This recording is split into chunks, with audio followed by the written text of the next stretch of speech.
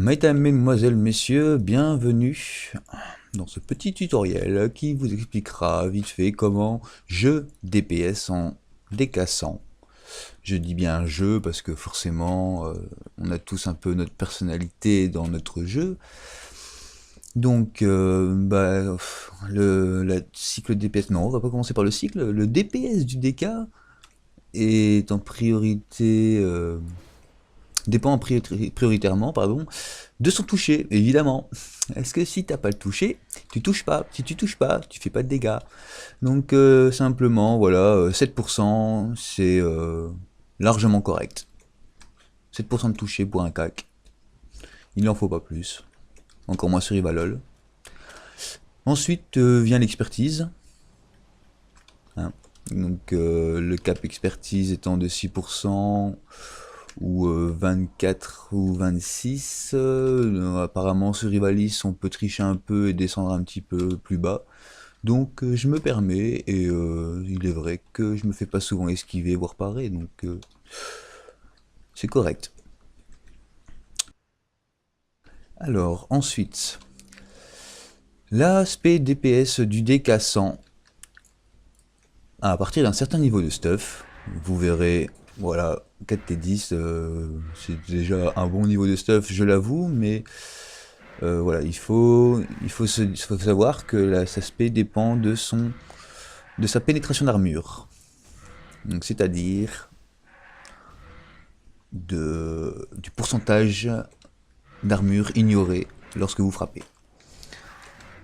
Donc vous voyez que je suis à 90,31% en belge.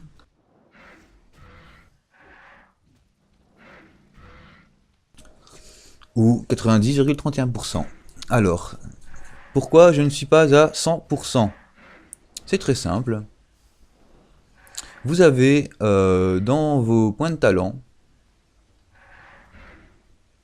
voilà, c'est très important, autant en spé tank qu'en spé DPS, gorgée de sang, qui, si vous lisez bien, dans la dernière petite phrase, il est bien marqué, de plus, vos attaques ignorent jusqu'à 10% de l'armure de votre adversaire, à tout moment.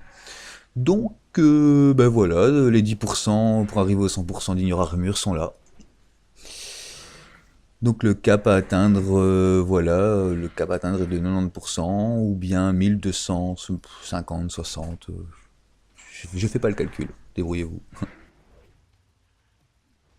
Il y a plusieurs façons de l'atteindre, soit avec, je ne l'ai plus, ah non je ne l'ai plus, je n'ai plus mes bijoux.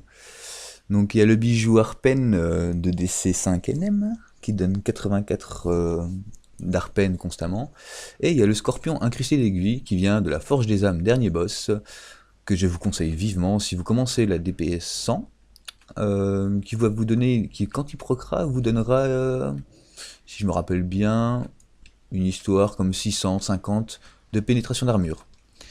Ce qui vous donnera à peu près 56% d'ignore armure. Donc, avec ce bijou, il vous faut arriver à un score de pénétration d'armure équivalent à 100% moins la proc de votre bijou du Scorpion aiguille. Enfin bref, ça c'était pour l'Arpen.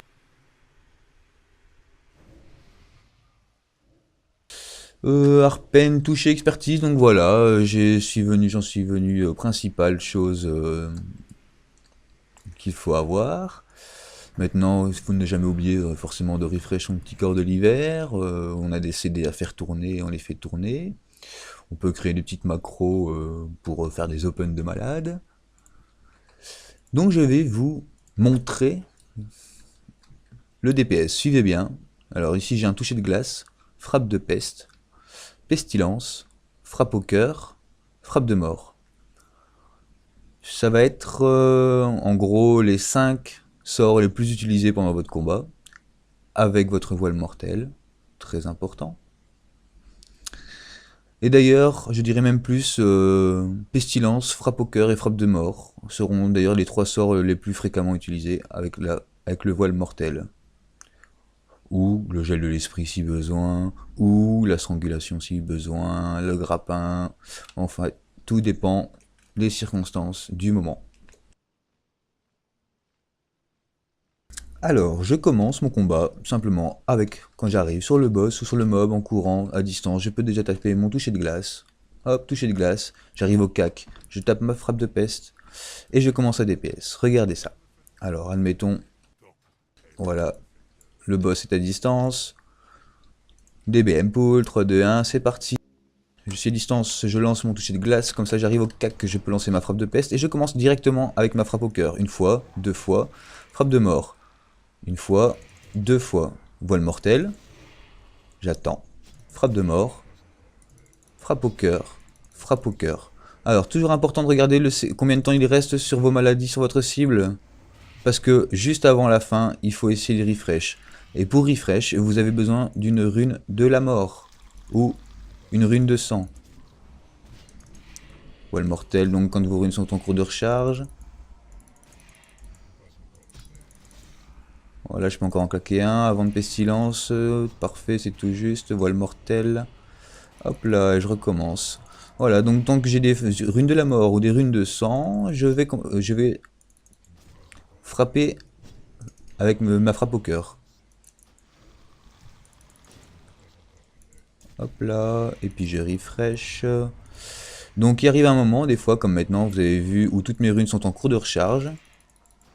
Si, admettons, à ce moment-là, on est en pleine furie, ou bien il faut vraiment se dépêcher à descendre un mob, hop, j'ai mon renforcer l'armure unique qui refresh toutes mes runes, et je peux frapper directement, sans réfléchir, sans attendre qu'elle repop. Ce qui monte considérablement mon DPS sur ce moment-là. Donc voilà, c'est un CD à utiliser pendant les furies, pendant les procs du DBW par exemple. Ça va faire très mal. Donc voilà, comment on DPS en sang, voile mortelle, frappe au cœur, frappe de mort, frappe au cœur, et ainsi de suite. Là je vais les enchaîner les frappes au cœur. Voile mortelle entre deux, frappe au cœur, frappe au cœur. Encore une et puis je refresh, allez. Hop là, ah, petit corps de l'hiver. Et ainsi de suite, il suffit de frapper. Quand vos runes sont refresh, il faut frapper. Et quand vous savez pas frapper, vous envoyez un voile mortel. Voilà, c'est tout. Bon courage. Alors vous remarquerez que sans mes CD, j'ai quand même un DPS de 7k8, ce qui est quand même plutôt correct, n'est-ce pas? Allez, à vous de jouer.